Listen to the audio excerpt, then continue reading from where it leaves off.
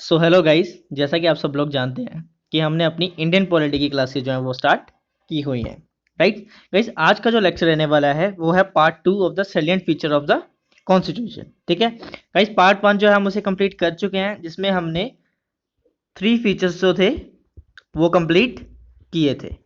Right, आज का जो है वो फर्दर जो फीचर्स हैं हम उनके बारे में पढ़ेंगे। ठीक है, तो चलो स्टार्ट करते हैं हम अपना आज का लेक्चर। देखिए, फर्स्ट फीचर है फेडरल सिस्टम विद यूनाइटरी बायस। ठीक है, देखिए फेडरल सिस्टम या फेडरल स्ट्रक्चर जो है वो हम आपको पहले भी बता चुका था कि क्या होता है। देखिए, एक सेंटर है, एक स्टेट है, और दोनों के बीच जो है जो पावर्स जो है डिवाइड की गई हैं। ठीक है, वो क्या है, एक फेडरल स्ट्रक्चर है। ठीक है, सेंटर की पास अपनी पावर्स हैं, स्टेट के पास अपनी पावर्स हैं। ठीक है, वो जो उस उनकी लिस्ट के अंदर, स्टेट लिस्ट के अंदर, सेंट्रल लिस्ट के अंदर जो जो चीज़ें इंक्लूड की गई हैं वो उससे रिलेटेड जो है वो लॉज वगैरह बना सकती हैं। ठीक है, तो दोनों के पास क्या अपनी अपनी पावर्स हैं, अपनी अपनी जो है वो डिवाइड की हुई हैं। ठीक है, सो ये आ गया हमारा फेडरल स्ट्रक्चर। ठीक है, यूनाइटरी बाइस में क्या होता है, जो सेंटर होती है, ठीक है, वो थोड़ी क्या होती है, ज़्यादा स्ट्रॉन्ग होती है। ठीक है, सो अब हम जो है फेडरल फीचर्स और नॉन फेडरल फीचर्स दोनों के दोनों देखेंगे। ठीक है, चलिए पहले फेडरल फीचर्स देखते हैं। सबसे पहले बात की है टू गवर्नमेंट। ठीक है, जैसा मैंने आपको पहले बता दिया कि जो सेंटर है, ठीक है, और स्टेट है, तो ये क्या है, हमारी टू गवर्नमेंट है। ठीक है, ये चीज़ आप याद रखिएगा। आगे देखते हैं डिवीजन ऑफ पावर्स। ठीक है, देखिए क्या है, जो पावर्स हैं वो भी डिवाइड की हुई हैं, तो ये भी किसका फीचर हो गया, फेडरल फीचर का। ठीक है, टू गवर्नमेंट भी किस चीज़ का फीचर आया, जो फेडरल है उसका फीचर है two government. Division of powers भी इसी का ही फीचर है। अगला देखते हैं रिटन कॉन्स्टिट्यूशन। हमने पढ़ा है कि जो हमारा इंडिया का कॉन्स्टिट्यूशन है वो रिटन है। ठीक है, सो ये भी क्या है, फेडरल फीचर है। ठीक है, सुप्रीमेसी ऑफ द कॉन्स्टिट्यूशन। देखिए, जो हमारा जो कॉन्स्टिट्यूशन है वो क्या है, सुप्रीम है।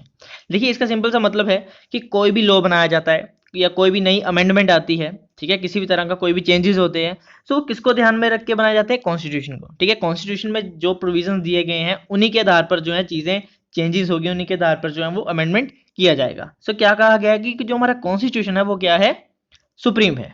ठीक है, देखिए हमने लास्ट में, अगर आपने पढ़ा हो, रिजिडिटी और फ्लेक्सिबिलिटी हमने अपने लास्ट पार्ट में भी देखा था।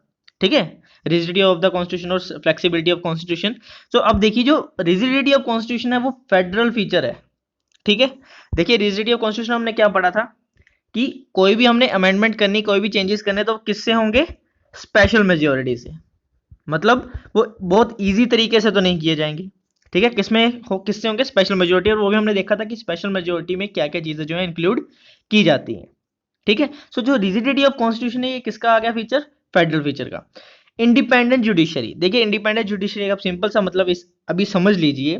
ठीक है, कि जो जुडिशरी है वो क्या है, इंडिपेंडेंट है, वो अपने जो फैसले है वो खुद ले सकती है। ठीक है, बाकी फर्दर हम इसके बारे में आगे पढ़ेंगे, पर अभी आप इतना सा मतलब इसका समझ लीजिए। ठीक है, सो इंडिपेंडेंट जुडिशरी भी किसका फीचर हुआ, फेडरल का। ठीक है, और लास्ट आता है बाइकैमरलिज्म। ठीक है, बाइकैमरलिज्म, अगर आपने हिस्टोरिकल बैकग्राउंड ऑफ पार्ट आपने पढ़े हैं, वो लेक्चर्स अगर आपने पढ़े तो आपको पता होगा बाइकैमरलिज्म का क्या मतलब है। ठीक है, तो फिर भी मैं बता देता हूँ, बाइकैमरलिज्म मतलब कि टू हाउसेस। ठीक है, टू हाउसेस, सेंटर में भी और स्टेट में भी। ठीक है, अब देखिए सेंटर में तो है लोकसभा और राज्यसभा। राइट, स्टेट में देखिए जो बाइकैमरलिज्म है, स्टेट में सिर्फ 6 स्टेट्स में है। ठीक है, अब वो 6 स्टेट्स कौन कौन सी हैं वो आप जो है कमेंट सेक्शन में बताएंगे। ठीक है, पर मैं उनके नाम बता देता हूँ। देखिए, एक लेजिस्लेटिव असेंबली, राइट, और एक लेजिस्लेटिव काउंसिल।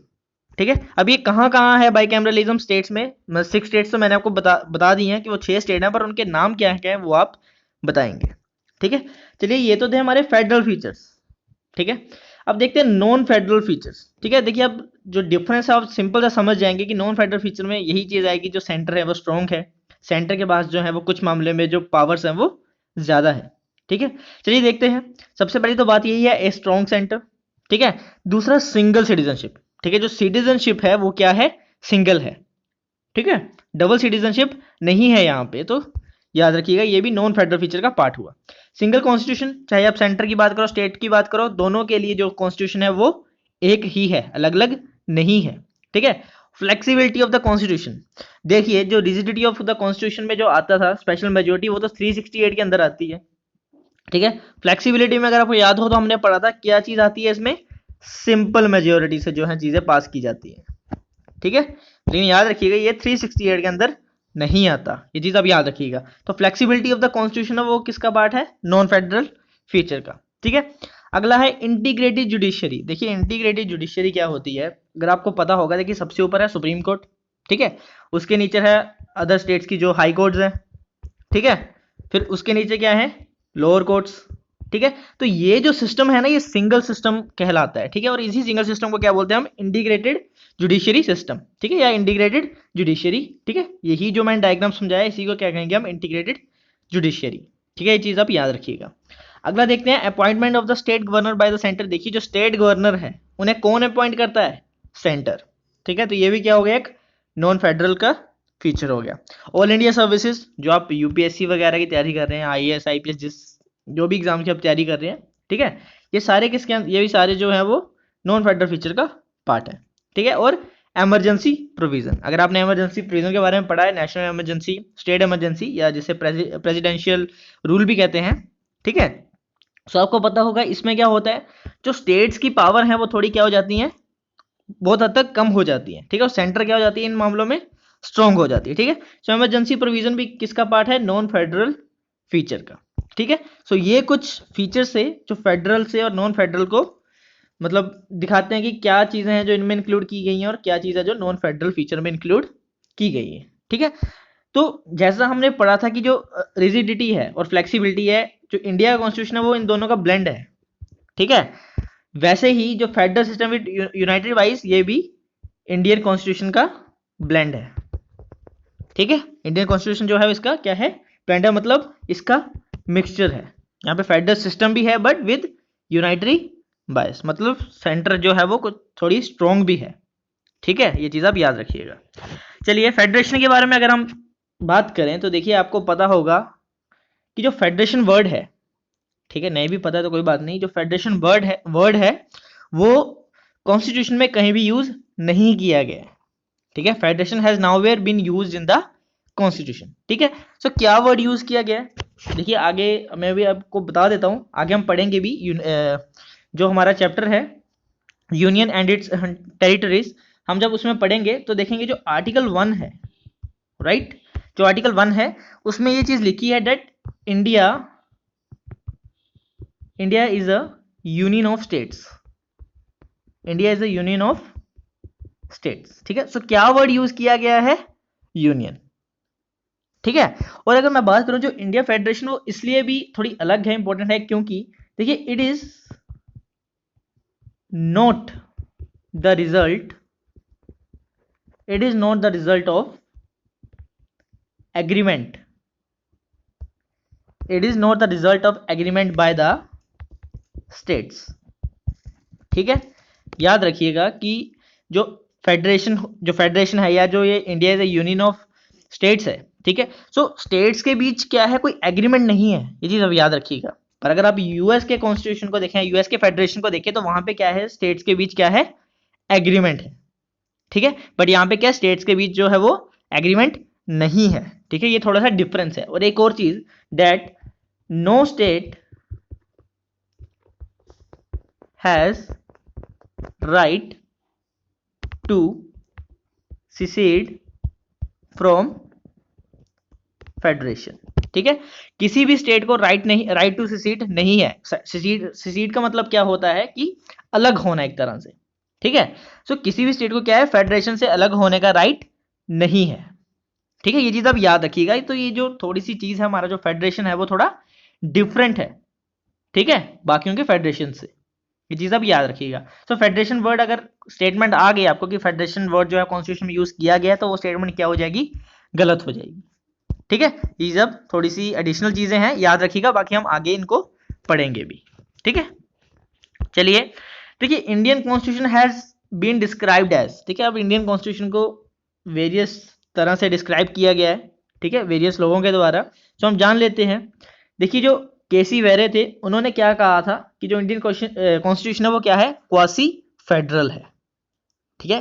क्वासी फेडरल का मतलब कि देखिए, मतलब सिंपल सी बात है कि जहाँ पे क्या है, जो सेंटर है वो थोड़ा ज्यादा स्ट्रॉन्ग है, ठीक है। मॉरिस जोन्स ने क्या कहा था कि ये क्या है, बार्गेनिंग फेडरलिज्म है, ठीक है। कोऑपरेटिव फेडरलिज्म किसके द्वारा क्या कहा गया था, ग्रैनविल ऑस्टिन के द्वारा। And federation with centralising tendency किसने कहा था, आइवर जेनिंग्स ने, ठीक है। देखिए ये जो चीजें हैं ना, ये आपको कहाँ लिखने में काम आएंगी, आपके मेंस में। ठीक है, अगर मान लीजिए कि फेडरेशन से रिलेटेड कोई क्वेश्चन आ जाता है, स्ट्रेट फॉरवर्ड कोई क्वेश्चन आ गया कि फेडरेशन से रिलेटेड, ठीक है, तो वहां पे ये सब चीजें आपको लिखने में काम आएंगी कि इन लोगों ने इंडियन कॉन्स्टिट्यूशन को किस तरह डिस्क्राइब किया है। तो आप ये अगर चीजें वहां लिखेंगे, ठीक है, एज अ एग्जाम्पल के तौर पर लिखेंगे या जैसे भी आप स्टेटमेंट बना के लिखेंगे इनकी, ठीक है, सो ये आपको एक प्लस पॉइंट होगा आपके एग्जाम के लिए, आपके आंसर के लिए। ठीक है, सो मेंस में ये आपको चीजें काम आएंगी, ये आप याद रखिएगा। ठीक है, तो ये चीजें आप याद कर लीजिएगा। चलिए फिर देखते हैं पार्लियामेंट्री फॉर्म ऑफ गवर्नमेंट। ठीक है, देखिए बेसिकली दो तरह की फॉर्म ऑफ गवर्नमेंट होती है, एक होती है पार्लियामेंट्री, एक होती है प्रेसिडेंशियल। ठीक है, अगर मैं इंडिया की बात करूं तो इंडिया में obviously parliamentary form of government है। ठीक है, बट पहले के टाइम की अगर बात करें तो जो पार्लियामेंट्री फॉर्म ऑफ गवर्नमेंट है वो कहाँ की है, ब्रिटेन की, और जो प्रेसिडेंशियल फॉर्म ऑफ गवर्नमेंट है वो कहाँ पे है, अमेरिका में। ठीक है, अगर हम पार्लियामेंट्री फॉर्म ऑफ गवर्नमेंट की बात करें तो देखिए क्या है, ये cooperation and coordination between the legislative and executive organs. ठीक है, क्या है, एक कोऑपरेशन और कोऑर्डिनेशन है between legislative and executive organs के बीच। ठीक है, और पर यहाँ पे क्या है, separation of powers between two organs. Right, क्या है यहाँ पे, separation of powers between two organs. ठीक है, अब देखिए यहाँ पे कंफ्यूज होने वाली बात नहीं है, आपको ना ये चीज सुनी होगी कि हमारे यहाँ पे जो लेजिस्लेटिव है, एग्जीक्यूटिव है, ठीक है, इनमें भी जो पावर्स है, ठीक है, जो डिवीजन ऑफ पावर्स है वो भी इनमें अलग अलग हैं। पर एक स्टेटमेंट जो हम आगे चल के पढ़ेंगे वो क्या है कि जो एग्जीक्यूटिव बॉडी है ना, वो रिस्पॉन्सिबल होती है किसको, लेजिस्लेटिव को। ठीक है, याद रखिएगा, जो एग्जीक्यूटिव है वो रिस्पॉन्सिबल होती है किसको, लेजिस्लेटिव को। ठीक है, तो ये थोड़ा सा डिफरेंस जो है इसके बीच आ जाता है। ठीक है, तो ये चीज आपको याद रखनी है। चलिए आगे देखते हैं। देखिए parliamentary form of government is also known as Westminster model of government. ठीक है, इसे वेस्टमिंस्टर मॉडल ऑफ गवर्नमेंट भी बोला जाता है। देखिए वेस्टमिंस्टर क्या है, बेसिकली ये प्लेस है लंदन में where British parliament is located. ठीक है, क्या है ये, वेस्टमिंस्टर है कि एक्चुअली एक प्लेस है, कहाँ, लंदन में, जहाँ पे ब्रिटिश पार्लियामेंट जो है वो ब्रिटिश पार्लियामेंट है जहाँ पे। ठीक है, इसे रिस्पॉन्सिबल गवर्नमेंट भी कहा जाता है। क्यों, देखिए यहाँ पे आ गया, रिस्पॉन्सिबल गवर्नमेंट क्यों कहा जाता है, because executive is responsible to the legislative. ठीक है, and it is also known as prime ministerial form of government. ठीक है, अब देखिए जो प्रेसिडेंशियल में, अगर आप यूएसए अमेरिका की बात करें तो वहां पे तो प्राइम मिनिस्टर का तो कोई कंसेप्ट ही नहीं है। राइट, आपने देखा होगा वहां पे प्राइम मिनिस्टर का कोई कंसेप्ट नहीं है। ठीक है, पर हमारे यहाँ से इंडिया में बात करें तो यहाँ पे प्राइम मिनिस्टर होते हैं। ठीक है, प्रेसिडेंट जो है वो भी होते हैं नॉमिनल हेड, पर जो रियल हेड होते हैं वो कौन होते हैं, प्राइम मिनिस्टर। ठीक है, in India parliamentary system are in both centre as well as in state. ठीक है, जो पार्लियामेंट्री सिस्टम है वो सेंटर में भी है और स्टेट में भी है, ये चीज आप याद रखिएगा। ठीक है, चलिए फीचर्स देख लेते हैं कुछ पार्लियामेंट्री फॉर्म ऑफ गवर्नमेंट के। सबसे पहली बात है presence of nominal and real executive, जैसे मैंने आपको बताया। ठीक है, नॉमिनल हमारे कौन आगे, प्रेसिडेंट, राइट, रियल कौन आगे, प्राइम मिनिस्टर। ठीक है, ये चीज आप याद रखिएगा। देखिए मेजोरिटी पार्टी रूल, अब देखिए जिस पार्टी को बहुमत मिलती है, जो पार्टी मेजोरिटी से, ठीक है, सीट्स लेकर आती है, जीतती है, वो पार्टी क्या करती है, रूल करती है। ठीक है, तो ये किसका है, पार्लियामेंट्री फॉर्म ऑफ गवर्नमेंट का फीचर है ये। ठीक है, collective responsibility of the executive to the legislature. ठीक है, कलेक्टिव रिस्पॉन्सिबिलिटी होती है किसकी, एग्जीक्यूटिव की, किसके प्रति, लेजिस्लेटिव के लिए। ठीक है, membership of the minister in the legislature, जो मिनिस्टर्स हैं उनकी क्या होती है, मेंबरशिप होती है, कहाँ पे, लेजिस्लेचर में। ठीक है, आगे चल के आप ये चीज पढ़ेंगे भी। ठीक है, देखिए कोई अगर मिनिस्टर चूज किए जाते हैं तो उन्हें क्या होता है कि 6 मंथ्स के अंदर अंदर, ठीक है, किसी भी हाउस से, चाहे वो लोकसभा हो, राज्यसभा हो, ठीक है, किसी भी हाउस से उन्हें क्या करना पड़ता है, जो है उन्हें चुनाव इलेक्ट होना पड़ता है। ठीक है, उन्हें मेंबरशिप चाहिए होती है, जरूरी होती है। ठीक है, सो ये है membership of the minister in the legislature. ठीक है, leadership of the prime minister of chief minister, जैसे अगर आप बात करें, देखिए अगर मैं सेंटर में बात करूं तो प्राइम मिनिस्टर, और अगर स्टेट्स में बात करूं तो चीफ मिनिस्टर, उनकी लीडरशिप होती है।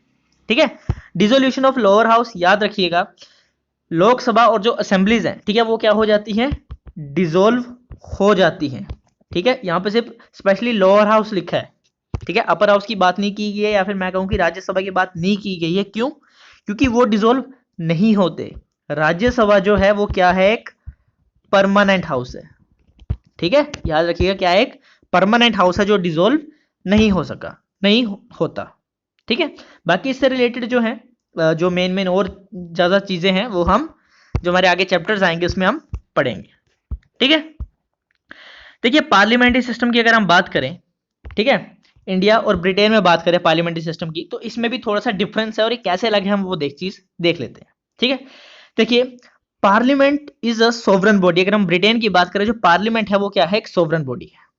ठीक है, बट इंडिया में जो पार्लियामेंट है वो क्या है, एक सोवरन बॉडी नहीं है। ठीक है, अभी क्यों नहीं है ये हम कंसेप्ट जो है वो आगे अभी थोड़ी सी आगे पढ़ेंगे, मैं आपको बताया तो वो कंसेप्ट क्या है, वो है पार्लियामेंट, यहां बताता हूं, देखिए वो है, चलिए वैसे यहां लिखा हुआ है, देखिए parliament sovereignty and judicial supremacy. ठीक है, अभी हम ये कंसेप्ट पढ़ेंगे, इससे जो है पता चल जाएगा कि पार्लियामेंट जो है वो सोवरेन बॉडी क्यों नहीं है इंडिया की। ठीक है, और दूसरी चीज क्या है इसमें, देखिए जो हेड होते हैं वो क्या होते हैं, इलेक्टेड होते हैं। ठीक है, इसलिए हमारे यहाँ पे रिपब्लिक का कंसेप्ट है और यहाँ पे हेड जो है वो इलेक्टेड नहीं होते, यहाँ पे क्या है, मोनार्की सिस्टम है। ठीक है, चाहे यहाँ पे इनडायरेक्टली इलेक्टेड होते हैं बट होते इलेक्टेड हैं जो हेड होते हैं। ठीक है, मैं प्रेसिडेंट की बात कर रहा हूँ। ठीक है, और यहाँ पर जो होते हैं वो क्या है, मोनार्की सिस्टम से चले आते हैं, मतलब कि जैसे अगर अभी क्वीन है वहां पे, ठीक है, तो उसके बाद जो उनकी आगे आने वाली जनरेशन होगी वो वहां पे हेड बन जाएगी। ठीक है, बट यहाँ पे रिपब्लिक सिस्टम है, जो हेड है मतलब वो हमारे क्या होते हैं, इलेक्टेड होते हैं। ठीक है, ये थोड़े सा डिफरेंस है जो पार्लियामेंट्री फॉर्म ऑफ गवर्नमेंट की बात की गई है। ठीक है, जो हमने ब्रिटेन से ही लिया है ये जो, बट ये जो है थोड़ा सा जो डिफरेंस है इंडिया और ब्रिटेन में वो ये डिफरेंस है। ठीक है, अब जो सोवरन बॉडी वाली ये बात की गई है, ये क्या डिफरेंस हम ये देख लेते हैं आगे चल के। ठीक है, ठीक है, synthesis of parliamentary sovereignty and judicial supremacy. ठीक है, अब देखिए हमने ये पहले भी कंसेप्ट पढ़ा, प्रोसीजर एस्टेब्लिश्ड बाय लॉ। ठीक है, मैंने आपको पिछला अगर आपने देखा होगा तो मैंने आपको वहां पे समझाया भी था। ठीक है, देखिए प्रोसीजर एस्टेब्लिश्ड बाय लॉ का क्या मतलब होता है कि कोई भी जो लॉ बनाया जा रहा है, ठीक है, वो किस तरह बनाया जाएगा, एक प्रोसीजर को फॉलो करते हुए। ठीक है, अब लॉ कौन बनाते हैं, ऑब्वियसली पार्लियामेंट। ठीक है, पार्लियामेंट ही बनाती है ना। सो इस वक्त क्या होगी, जो पार्लियामेंट है, आप कह सकते हो जो पार्लियामेंट है वो क्या है, अभी के लिए सॉवरन है। ठीक है, अब देखिए जो लॉ बनाया गया है, ठीक है, उसे अब चेक भी किया जाएगा कि हाँ वो लॉ जो है वो जस्ट है, फेयर है। ठीक है, क्या वो अनफेयर तो नहीं है। सो ये काम किसका आ गया, जुडिशियरी का। ठीक है, किसका काम आ गया, जुडिशियरी का। ठीक है, और जब ये दोनों कंसेप्ट मिल जाते हैं तो एक नया कंसेप्ट क्या बन जाता है, that is due process of law. ठीक है, जिसमें आप कह सकते हो पार्लियामेंट और जुडिशरी दोनों की दोनों इंक्लूड होती हैं। ठीक है, क्योंकि पहले लॉ भी बनाया गया जो पार्लियामेंट ने बनाया, उसके बाद उसको चेक किया गया। ठीक है, उसके बाद उसको चेक किया गया कि वो लॉ जस्ट है, फेयर है या नहीं है। ठीक है, वो जुडिशरी का काम आ गया। सो वो क्या कंसेप्ट आ गया, that is due process of law. ठीक है, और ये कहां का है, अमेरिका का। ठीक है, तो जो सोवरेनिटी की बात थी वो कहां की बात थी, ब्रिटेन की, और अगर हम ड्यू प्रोसेस ऑफ लॉ की बात करें तो यह कहां की बात है, ठीक है, यह है अमेरिका की। बट अगर हम इंडिया की बात करें तो क्या है, फिर से दोनों का एक तरह से ब्लेंड ही है। ठीक है, क्योंकि देखिए अगर आप आर्टिकल 368 की बात करें, ठीक है, सो वो पार्लियामेंट को क्या करता है, एक तरह से पावर देता है क्या, कि वो कॉन्स्टिट्यूशन को क्या है, वो अमेंड कर सकती है। राइट, क्या है, वो कॉन्स्टिट्यूशन को अमेंड कर सकती है। तो यहां पे क्या होगी, जो हमारी पार्लियामेंट है वो क्या होगी, सोवरन होगी। ठीक है, पर जुडिशियरी की सुप्रीमेसी कहां आती है, आपने ये कंसेप्ट तो पढ़ा होगा, जुडिशियल रिव्यू। ठीक है, जुडिशियल रिव्यू का कंसेप्ट तो पढ़ा है। ठीक है, देखिए बहुत सारे केसेस हुए हैं। ठीक है, बहुत सारे केसेस हैं, चाहे मैं केशवानंदा भारती केस की बात करूं, काफी ज्यादा ऐसे केसेस हैं जो हम आगे पढ़ेंगे भी। ठीक है, उन्हीं केसेस से जो है हमें पता चलता रहता है कि पार्लियामेंट, मतलब यही टसल चलता रहता है कि पार्लियामेंट सोवरन है या जुडिशियल सुप्रीमेसी है। ठीक है, सो हम बैक अपने कंसेप्ट पे आते हैं। देखिए पार्लियामेंट सोवरन की तो हमने बात कर ली। ठीक है, कि पार्लियामेंट सोवरन होगी कहाँ, क्यों, क्योंकि 368 जो है वो पावर देता है कि वो पार्लियामेंट जो है वो अमेंड कर सकती है कॉन्स्टिट्यूशन के मेजर पार्ट को। ठीक है, लेकिन जो जुडिशियल रिव्यू वाली पावर है ना, जुडिशरी के पास, ठीक है, वो चेक करती है कि जो पार्लियामेंट अमेंड कर रही है या जो पार्लियामेंट चेंजेस ला रही है, क्या वो कॉन्स्टिट्यूशन के बेसिक स्ट्रक्चर को तो नहीं इफेक्ट कर रही है। अगर वो कॉन्स्टिट्यूशन के बेसिक स्ट्रक्चर को इफेक्ट कर रही है तो वो लॉ क्या करार दिया जाता है, उस लॉ को क्या कर दिया जाता है, नल एंड वाइड। ठीक है, वो जो लॉ क्या बन जाता है, एकदम से जीरो। ठीक है, ये चीज आप याद रखिएगा। तो यहां पे क्या पता चलता है, जो जुडिशियल है वो ज्यादा सुप्रीम है पार्लियामेंट से। ठीक है, सो पार्लियामेंट सोवरेनिटी से क्या है, जो जुडिशियल ज्यादा सुप्रीमेसी। क्यों, क्योंकि सिंपल सी बात चल गई पता, पार्लियामेंट ने लॉ बनाया। ठीक है, अब उस लॉ को तो चेक भी तो करना पड़ेगा ना कि क्या वो बेसिक स्ट्रक्चर को तो नहीं इफेक्ट कर रही है। तो सुप्रीम कोर्ट के पास चलेगी बात। ठीक है, तो अब वो जो जुडिशियरी है, वो चेक करेगी कि क्या ये सही है, लॉ सही है, नहीं है, क्या चीज़ है, ठीक है। सो ये जुडिशियल रिव्यू में जो हमारा इंडिया का कंसेप्ट है इसमें चीज़ आती है। सो इसमें क्या चल जाता है पता है कि जो जुडिशरी है वो ज़्यादा सुप्रीम है, राइट। सो आई होप आपको ये जो कंसेप्ट है ये पूरा ये आपको समझ आया होगा, ठीक है। बाकी सारी चीज़ें हैं, हम ये वेरियस जो केसेस आए हैं, जो टसल चलता रहता है पार्लियामेंट और जुडिशियरी के बीच, ठीक है। सो ये जो है वो हम आगे जो हमारे केसेस आएंगे वेरियस, उसमें ये चीज़ें पढ़ेंगे, ठीक है। ये बेसिक स्ट्रक्चर का कंसेप्ट कब आया था, हम ये चीज़ भी पढ़ेंगे। शायद मैंने आपको बताया भी था आई थिंक, बट नहीं बताया तो कोई बात नहीं, आगे मैं आपको बताऊंगा कि कब आया था बेसिक स्ट्रक्चर का कंसेप्ट, ठीक है। तो ये चीज़ आप याद रखिएगा, ठीक है। चलिए अगला देखते हैं, इंटीग्रेटेड एंड इंडिपेंडेंट जुडिशरी, ठीक है। देखिए इंटीग्रेटेड मैंने आपको बताया था पहले भी क्या होता है, ठीक है। फिर से बता देता हूँ। देखिए सबसे ऊपर सुप्रीम कोर्ट है, ठीक है। सबसे टॉप पे कौन सा है, सुप्रीम कोर्ट है। उसके नीचे क्या आ गए, हमारे हाई कोर्ट्स आ गए अलग अलग स्टेट्स के। उसके नीचे हमारी क्या आ गई, लोअर कोर्ट्स आ गई, ठीक है। तो ये जो सिस्टम है, ये जो सिंगल सिस्टम है, ये क्या है हमारा इंटीग्रेटेड, ठीक है। इसी सिस्टम को क्या बोलते हैं, इंटीग्रेटेड, ठीक है। और इंडिपेंडेंट जुडिशरी मैंने आपको बताया था कि जुडिशरी जो क्या है वो इंडिपेंडेंस है, इंडिपेंडेंट, ठीक है। अब देखिए कुछ प्रोविजंस है made to ensure independence of judiciary, ठीक है। वो प्रोविजन देखते हैं क्या क्या है। देखिए security of tenure of the जजेस, ठीक है।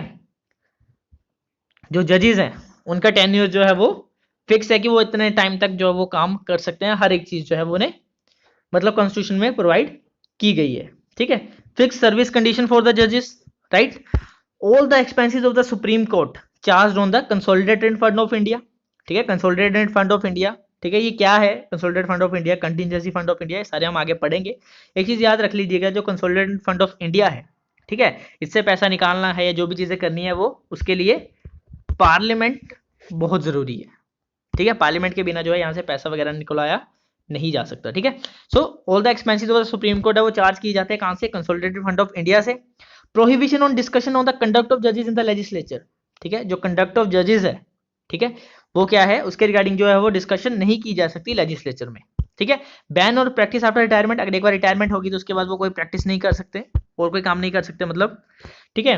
Power to punish for its contempt vested in the supreme court, right. अगर उनके पास सुप्रीम कोर्ट के पास, ठीक है, पावर है क्या पुनिश करने की, अगर कोई कंटेम्प्ट करता है कोर्ट का, ठीक है। सो उनके पास पावर है उसको पुनिश करने की। And separation of judiciary from the executive, ठीक है। जो जुडिशरी है वो सेपरेट है कहां से, एग्जीक्यूटिव से। ये चीज आप याद रखिएगा, ठीक है। सो ये था कुछ इंटीग्रेटेड और इंडिपेंडेंस ऑफ जुडिशरी के रिगार्डिंग, ठीक है।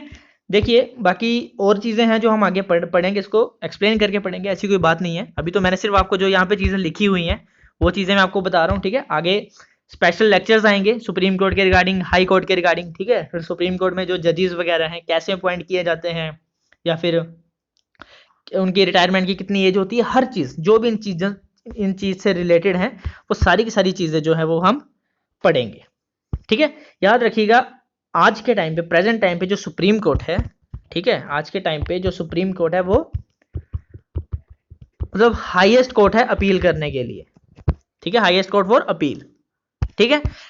ये चीज आप याद रखिएगा। चलिए अगला देखते हैं, फंडामेंटल राइट्स के बारे में कुछ चीजें देखते हैं।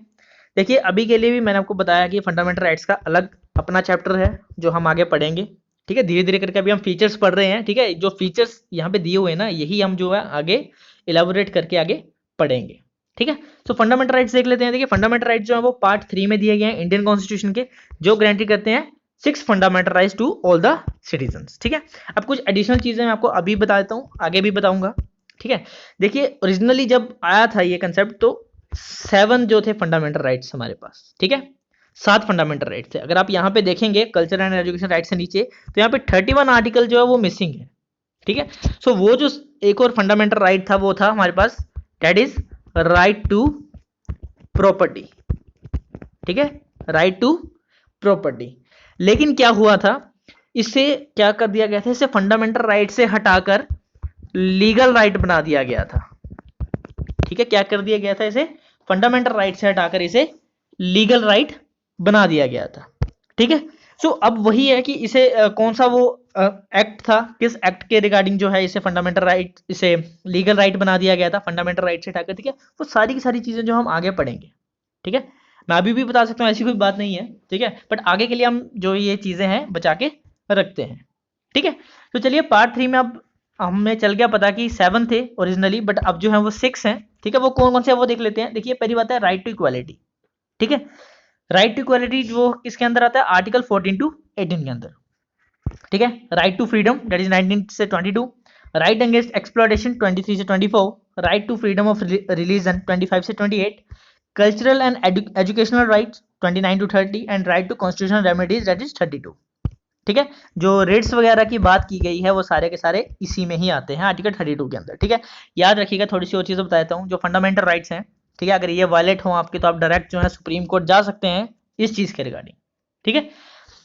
और इमरजेंसी के टाइम पे जो है एक चीज़, बाकी हम इसमें जो और एक्सप्लेनेशन के साथ आगे पढ़ेंगे, बट एक चीज़ बता देता हूँ आपको, इमरजेंसी के टाइम पे जो आपके फंडामेंटल राइट्स जो हैं वो आपसे ले लिए जाते हैं, सिर्फ 2 फंडामेंटल राइट्स को छोड़ के, ठीक है। सो ये चीज़ तो मैं आपको आगे बताऊंगा, जिसे पता है वो कमेंट सेक्शन में बताइएगा वो 2 फंडामेंटल राइट्स हमारे कौन कौन से हैं और किसके अंदर आते हैं, ठीक है। सो आज के लिए गाइस इतना ही है, ठीक है। अभी एक और पार्ट्स भी आएंगे इसके सैलिएंट फीचर से, राइट।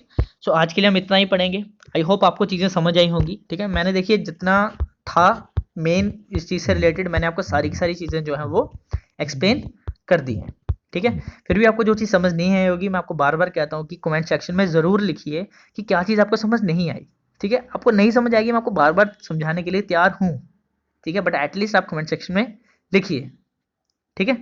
तो आई होप आपको जो चीज़ें हैं समझ नहीं आएंगी, आई हैं तो लाइक करिएगा, नहीं आई तो डिसलाइक करिएगा, कोई दिक्कत नहीं है, बट कमेंट सेक्शन में लिखिएगा कि क्या चीज़ समझ नहीं है, ठीक है। तब तक के लिए अपना ख्याल रखें, बाय बाय, टेक केयर।